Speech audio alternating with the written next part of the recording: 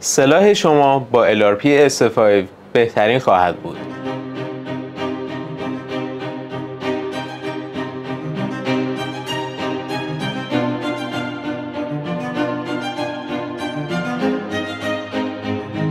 درود بر همه شما عزیزان.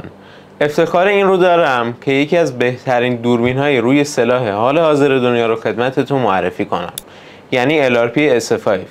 جدیدترین، پیشرفته‌ترین و بروزترین دوربین تولید شده زایس تا به الان. شرکت زایس با قدمت 175 سال یکی از بروزترین دوربین‌های روی سلاح حال حاضر دنیا رو به بازار معرفی کرده. یه شاهکار به تمام معنا که تمامی عاشقای تیراندازی توی سراسر دنیا رو به خودش مجذوب کرده. شما برای داشتن یه شلیک دقیق از نزدیکترین فواصل تا دورترین فواصل نیاز دارید که هدفتون رو با بهترین کیفیت دید و وضوح ببینید و دوربینتون باید وضوح دید بالایی رو داشته باشه. همچنین امکانات دقیقی رو برای محاسبه افت گلوله برای شلیک‌های راه دور نیاز دارید. استقامت داخلی، ماندگاری و کیفیت ساخت تمامی المان‌هایی هستند که باید توی دوربینتون همزمان حضور داشته باشه. بدنه این دوربین از یک بلاک یک تکه طراحی شده.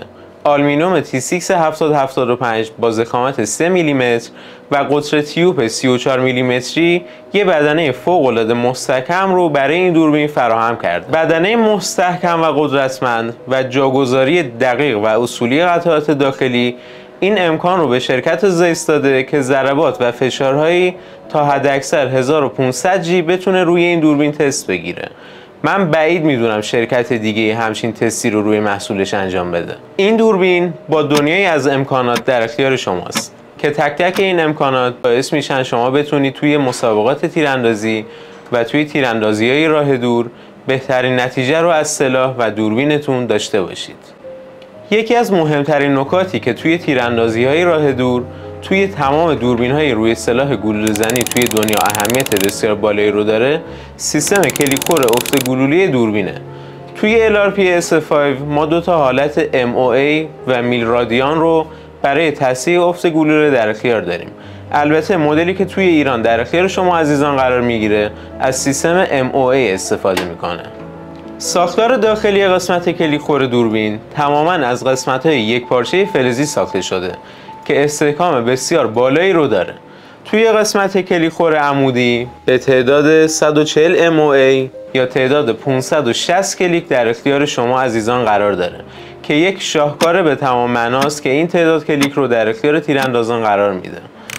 سیستم کلیکور به صورت مولتیتر مدرج شده و توی هر دور کلیک به میزان 30 MOA یا 120 کلیک رو در اختیار شما قرار میده که میتونید به دوربینتون به راحتی دستور بدید. توی یک نوآوری جدید از شرکت زایس، سیستم زیرو استاپ دوربین بدون نیاز به درآوردن تورت بالای دوربین در اختیارتونه.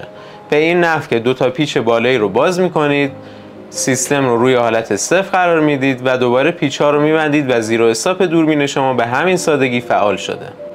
توی قسمت کلیکور چپ و راست دوربینتون از قابلیت بالستیک استاپ استفاده شده.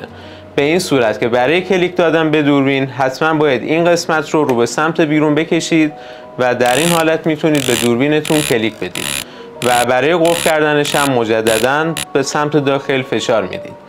برای صفر کردن این قسمت هم کافیه که دو تا پیچ رو شل کنید، کلیک رو روی وضعیت صفر قرار بدید و دوباره صفتش کنید. به همین راحتی میتونید کلیکور چپ و راست هم صفر کنید. به صدای کلیک ها گوش کنید.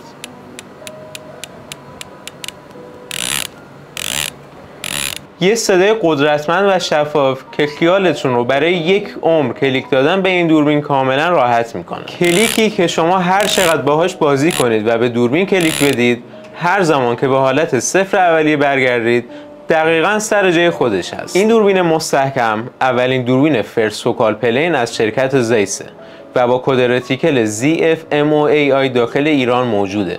یه رتیکل بسیار هوشمند و خلاقانه که شما با کمک خطای رتیکل میتونید تصحیح افت گلوله رو تا 30 MOA انجام بدید. رتیکلی که با هشمارک‌های مختلف، نقاط شناور و اعداد مدرج شاخص داخل رتیکل کمک بسیار زیادی رو برای تیراندازی سریع شما انجام داد. ضخامت خطای رتیکل این دوربین 10 صدم MOA هست که یک پوشش کاملا ایدئال رو برای انواع شلیک‌های مختلف توی فواصل دور و نزدیک و کوچکترین اهداف رو توی فواصل دور برای شما داره.